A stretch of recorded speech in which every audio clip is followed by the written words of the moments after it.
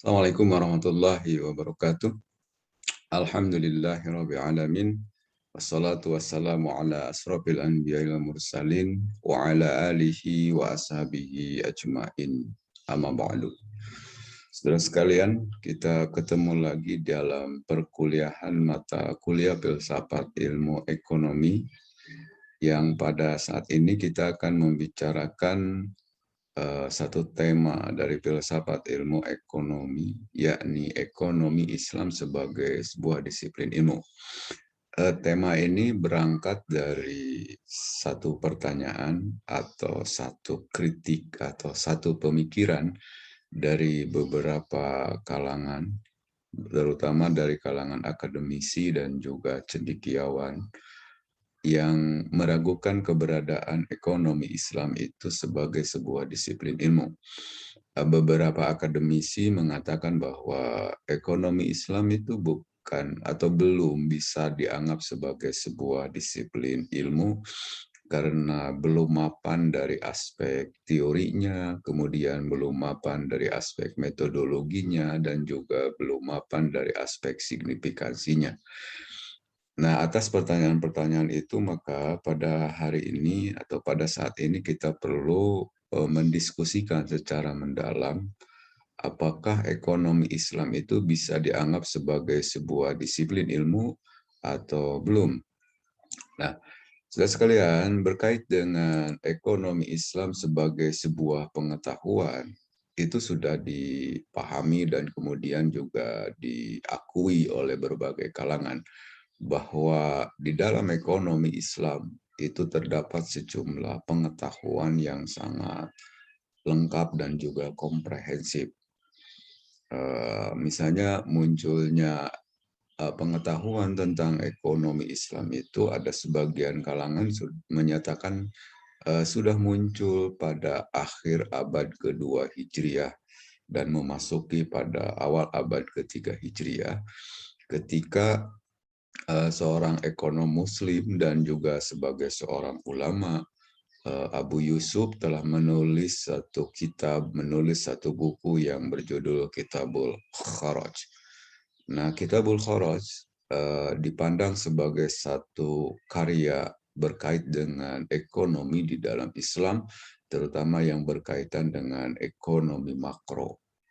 Nah, kita ketahui bahwa Kitabul Kharaj yang ditulis oleh Abu Yusuf itu merupakan karya pertama ya yang berkaitan dengan ekonomi makro di dalam Islam. Yang kemudian karya yang ditulis oleh Abu Yusuf itu di follow up atau ditindaklanjuti oleh ekonom muslim yang lainnya. Sebut saja misalnya As-Saibani menulis kitab Al-Kasb yang merupakan buku ekonomi mikro ya di dalam Islam.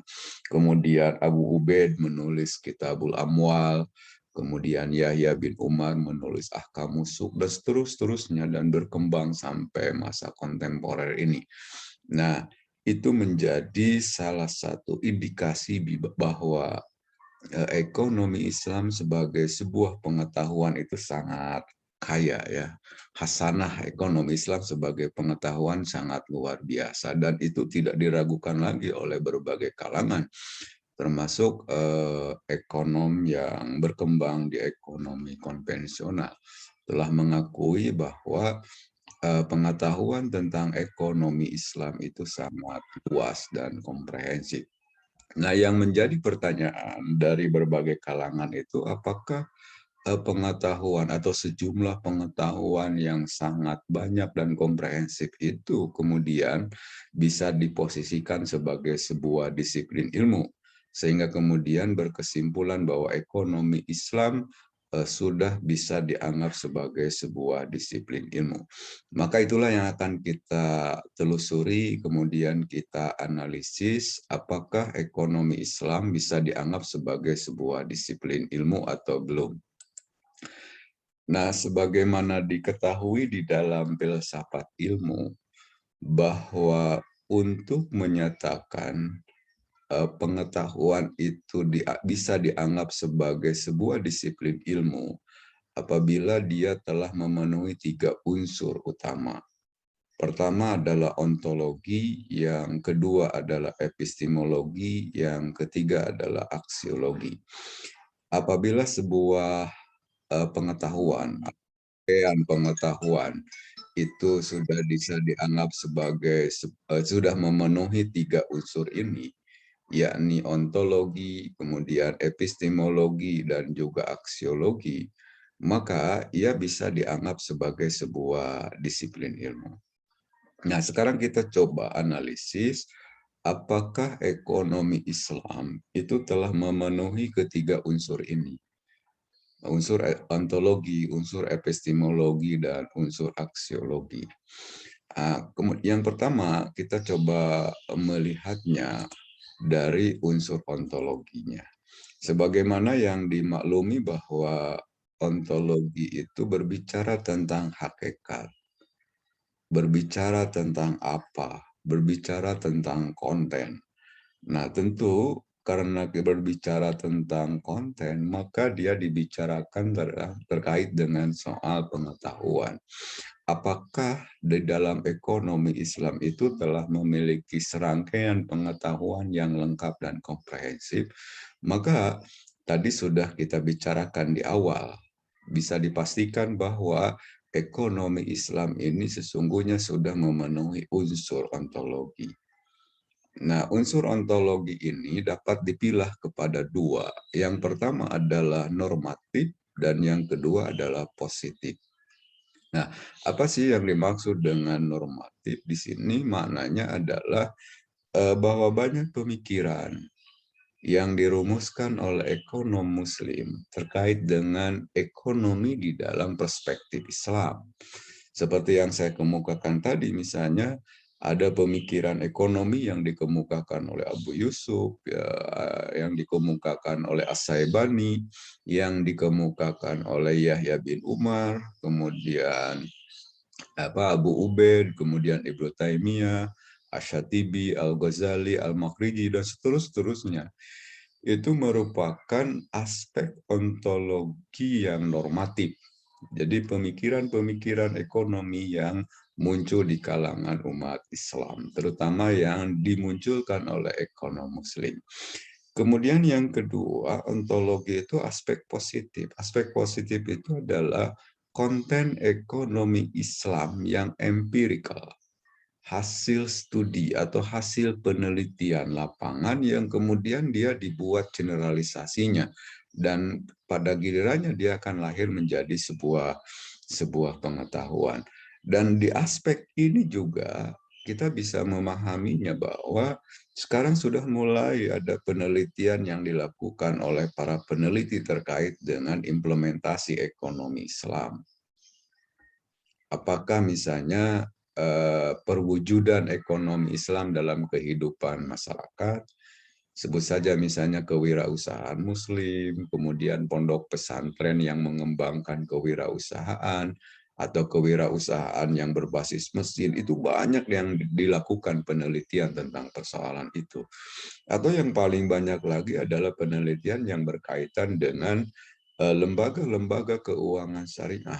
Dan yang paling banyak adalah penelitian yang berkaitan dengan perbankan syariah.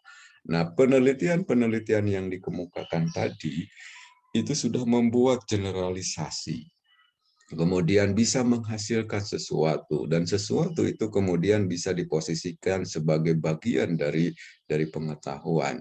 Nah, cuma persoalannya bahwa pengetahuan tadi dalam konteks filsafat ilmu ia menjadi bagian di ontologi dari aspek positifnya. Jadi bagaimana implementasi ekonomi Islam yang dilakukan oleh masyarakat, baik secara individual maupun secara kolektif, begitu, atau dalam konteks kelembagaan seperti penelitian tentang lembaga keuangan syariah. Nah, sekalian dari unsur ontologi ini maka kita bisa membuat sebuah kesimpulan bahwa ekonomi Islam itu bisa dianggap sebagai sebuah disiplin ilmu. Kenapa? Karena dia sudah memenuhi unsur ontologinya. Kemudian yang kedua, kita coba lihat dari unsur yang kedua, yakni unsur epistemologi. Epistemologi di dalam filsafat ilmu seringkali dipahami sebagai metodologi. Metodologi yang dimaksud di sini adalah cara bagaimana mengembangkan sebuah disiplin ilmu itu. Nah, pertanyaannya sekarang, apakah di dalam ekonomi Islam itu memiliki epistemologi atau memiliki metodologi atau tidak di dalam pengembangan disiplin ilmunya? Ternyata kalau kita coba telusuri lebih jauh, di dalam kajian ekonomi Islam itu telah memiliki epistemologi dan juga telah memiliki metodologi yang khas yang kemudian bisa digunakan sebagai cara untuk mengembangkan disiplin ilmunya. Secara umum, bahwa epistemologi itu kan terpilah kepada dua. Ada metode deduktif dan ada metode induktif.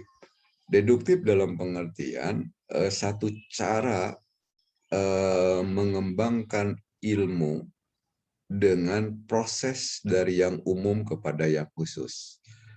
Nah, dalam kajian filsafat ilmu, metode deduktif itu dimaknai dengan bagaimana pengembangan ilmu itu berawal dari teori yang ada, lalu kemudian dilakukan pengujian terhadap teori berupa penelitian yang empirik. Nah, maka kemudian hasil penelitian itu bisa melihat apakah teori yang dirumuskan sejak awal itu sebagai bagian dari untuk mengembangkan metode deduktif itu teruji atau tidak. Nah, ini saya kira sudah mulai banyak dilakukan. Penelitian-penelitian semacam begini sudah mulai banyak dilakukan. Sebut saja misalnya ada pemikiran ekonomi yang dikemukakan oleh Asy-Syatibi, oleh Al-Ghazali, yang berangkat dari teori makosidus syariahnya. Nah, lalu kemudian teori makosidus syariah yang dirumuskan oleh Asy-Syatibi atau Al-Ghazali itu diuji sedemikian rupa dan kemudian hasil pengujiannya membuktikan bahwa teori itu sudah dianggap sebagai sebuah teori yang cukup mapan. Nah, ketika itu dilakukan, maka ia menjadi bagian dari metode deduktif. Jadi ada pengujian terhadap teori. Jadi pengembangannya berawal dari teori yang dirumuskan oleh ilmuwan, oleh ulama, lalu kemudian diuji pada tataran implementasinya, dan kemudian hasilnya bisa bertiga kemungkinan. Kemungkinan yang pertama, hasil penelitian itu memperkuat teori. Kemungkinan yang kedua, hasil penelitian itu merevisi teori. Kemungkinan yang ketiga, hasil penelitian itu membantah teori. Nah, ketika orang mengembangkan disiplin ilmu dengan cara begitu, maka ia menjadi bagian dari metode deduktif. Oke, dan itu sudah mulai banyak dilakukan di dalam pengembangan ekonomi Islam.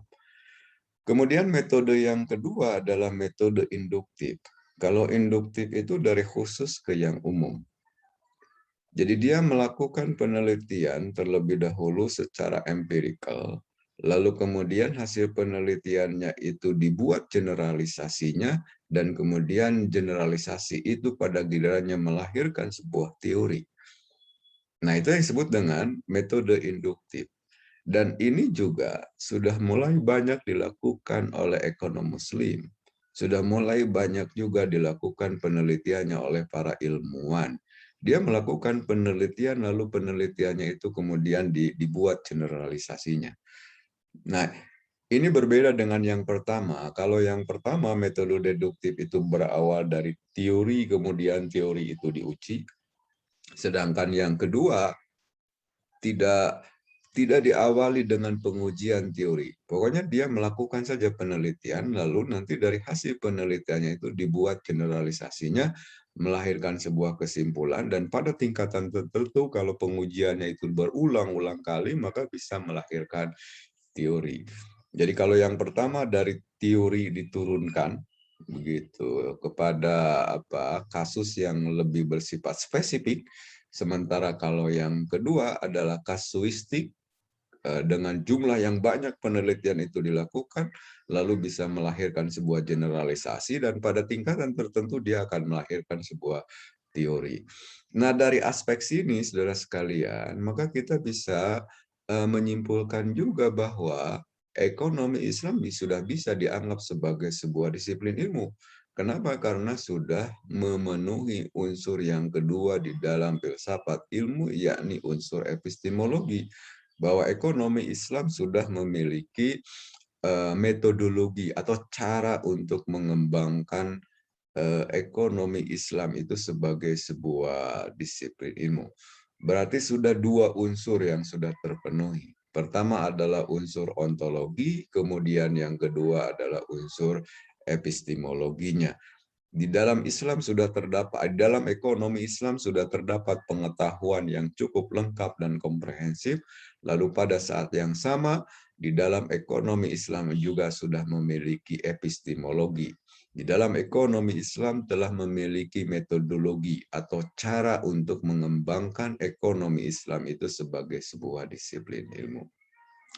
Baik, saudara sekalian, kita masuk pada unsur yang ketiga dalam filsafat ilmu, yakni unsur aksiologi. Unsur aksiologi ini seringkali dimaknai dengan signifikansi. Nah, signifikansi ini seringkali dimaknai dengan kegunaan atau kemanfaatan. Maka pertanyaannya dalam kajian filsafat ilmu, apa sih signifikansinya dari ekonomi Islam kalau begitu? Kemudian apa kegunaannya? Apa sih manfaatnya? Kita studi tentang ekonomi Islam. Nah, menurut para ekonom Muslim mengatakan bahwa aksiologi atau signifikansi atau kegunaan atau manfaat studi tentang ekonomi Islam itu sesungguhnya sudah terangkum dalam satu konsep yang disebut dengan maqasidus syariah. Jadi tujuan dari syariah itu menjadi rangkuman besar dari signifikansi studi kita tentang ilmu ekonomi Islam. Nah, kita coba lihat misalnya bahwa maqasidus syariah ini secara umum terpilah kepada tiga. Yang pertama ada daruriyah, kemudian yang kedua ada hajiyah, yang ketiga ada tahsiniyah. Tetapi stressing kita bukan pada daruriyah, bukan pada hajiyah, dan pada tahsiniyah nih. Tetapi stressing kita yang berkaitan dengan signifikansi ekonomi Islam itu terletak di sini. Jadi maqasidus syariah itu intinya terdiri dari 5. Ada hifduddin, ada hifdun nafs, kemudian ada hifdul aqal, kemudian ada hifdun nasl, dan yang terakhir adalah hifdul mal. Nah, sebetulnya kalau dihubungkan tadi ya, antara signifikansi studi ekonomi Islam atau bahasa di dalam filsafat ilmunya adalah aksiologi dari studi ekonomi Islam, itu terdiri dari 5. Yang pertama dalam kerangka untuk hifduddin, yang kedua dalam kerangka hifdun nafs, yang ketiga dalam kerangka hifdul aql, yang keempat dalam kerangka hifdun nasl, dan yang kelima adalah dalam kerangka hifdul mal. Nah, apa sih yang dimaksud dengan hifduddin? Jadi salah satu dari maqasidus syariah adalah memelihara agama. Hifduddin dalam artian adalah memelihara agama. Jadi bagaimana misalnya umat Islam melakukan perilaku ekonomi, melakukan tindakan ekonomi, itu sesungguhnya dalam kerangka memelihara agamanya. Artinya, ada norma-norma agama, ada norma-norma Islam yang tidak boleh dilanggar oleh umat Islam ketika melakukan tindakan ekonomi. Sebut saja misalnya dia tidak boleh di dalam melakukan transaksinya mengandung unsur riba. Tidak boleh di dalam transaksinya mengandung unsur gharar. Kemudian tidak boleh dalam transaksinya mengandung unsur maisir dan seterusnya. Maka dalam kepentingan ini, Islam setelah memberikan acuan, telah memberikan pedoman.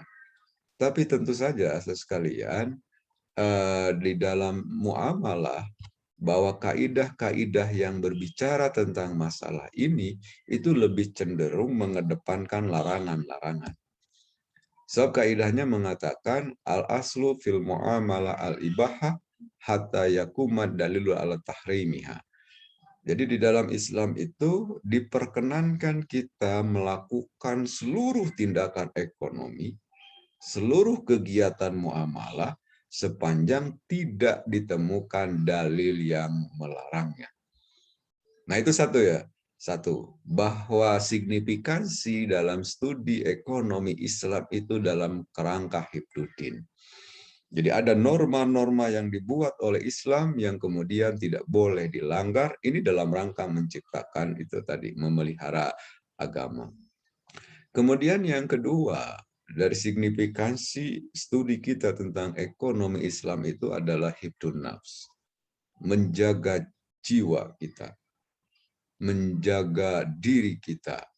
Agar apa? Agar tadi, bahwa ketika Islam melarang untuk melakukan satu aktivitas ekonomi, maka sebenarnya itu akan berimplikasi kepada apa? Kepada pemeliharaan jiwa, berdampak kepada pemeliharaan jiwa dari pelaku ekonomi itu sendiri.